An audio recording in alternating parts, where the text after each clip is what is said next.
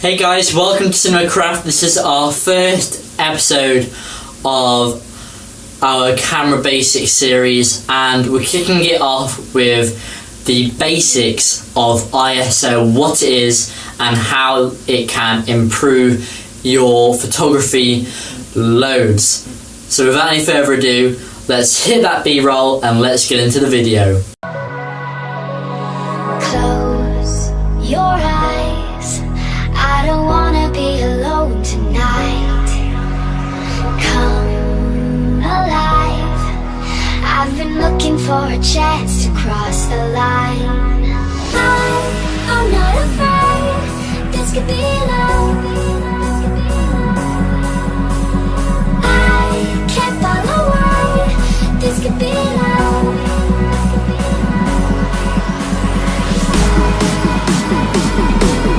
This could be love.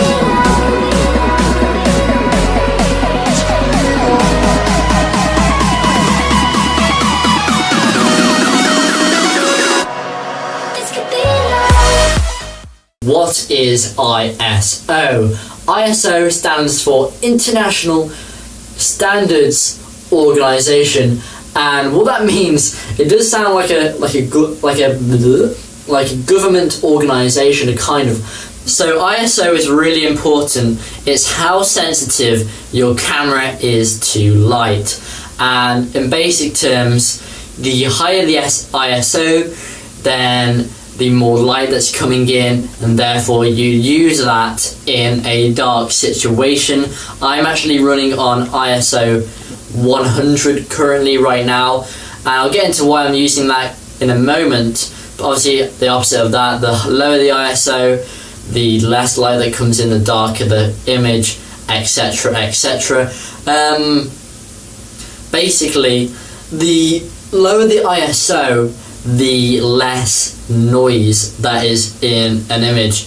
And noise, I'm going to put a few pictures on screen right now, what are a few examples that I've done, and it's kind of ruined an image. I'm sure you guys would have had one or two images as well where you've gone, that just doesn't look good at all.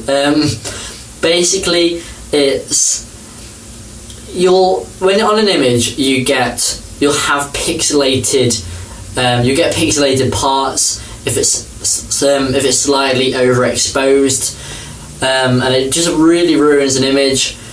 And yeah, that's why the lower the ISO, basically the smoother the image looks, and therefore why I'm currently on ISO 100, which is the lowest I can go, and it keeps this video looking really smooth and doesn't make it look horrible. Well, I hope it looks smooth anyway.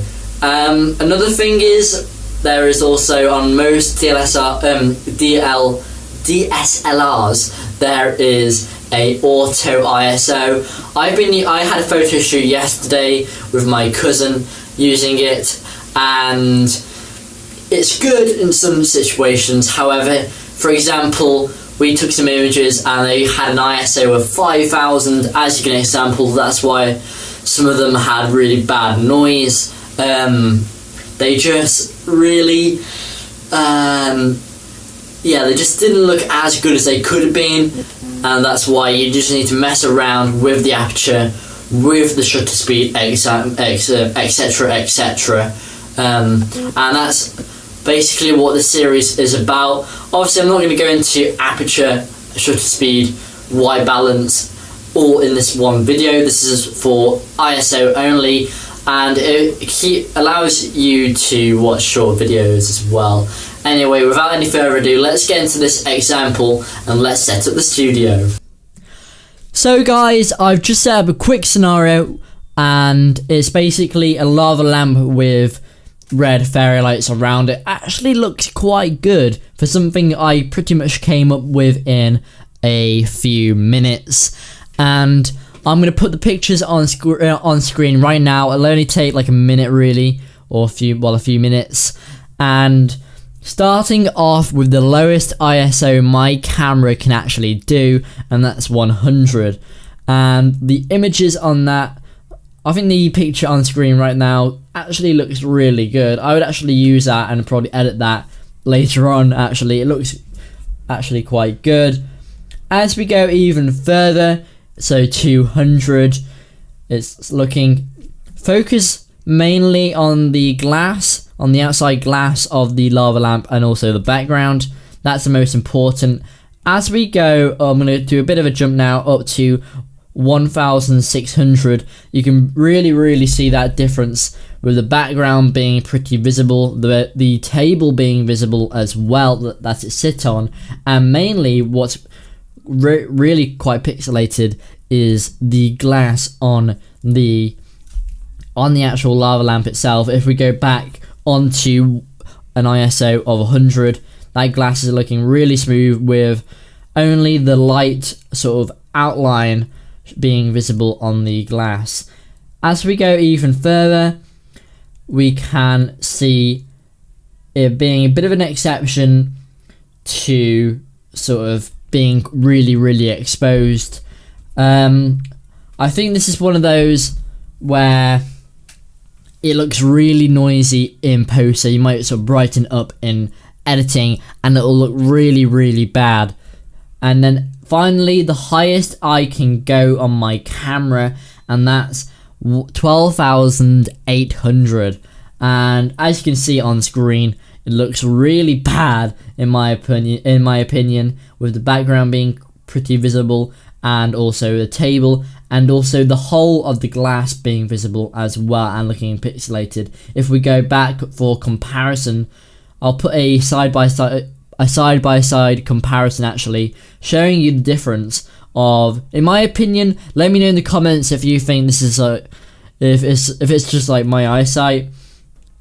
But as we increase, I think ISO 100 looks really smooth, and I would actually use that as a picture itself.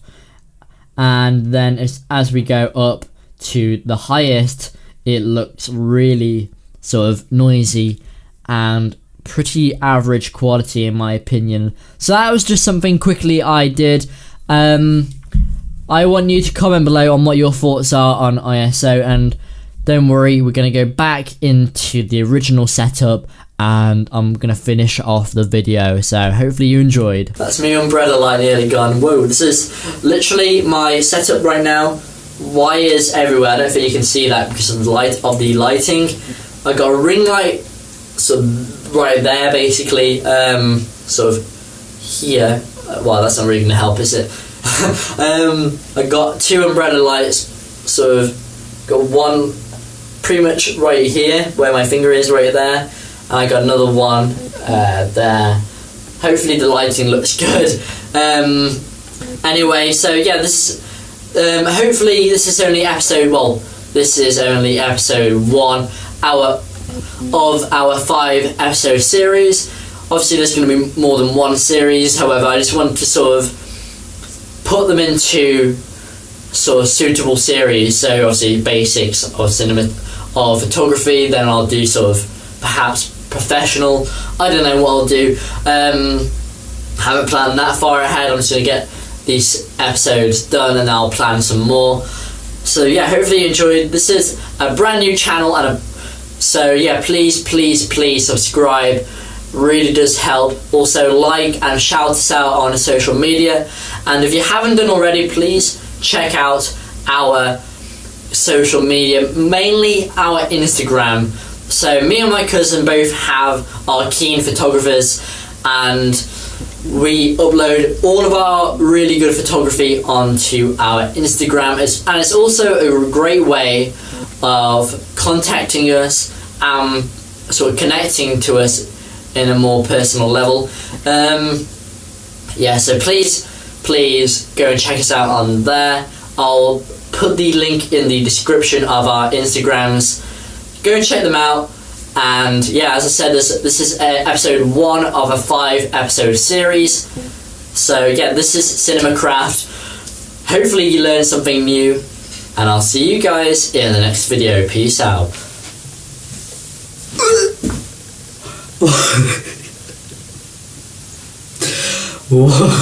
So we have this orange. iPhone lenses, are they any good? Should you buy them? Let's see in today's video. It didn't focus I on kind you. of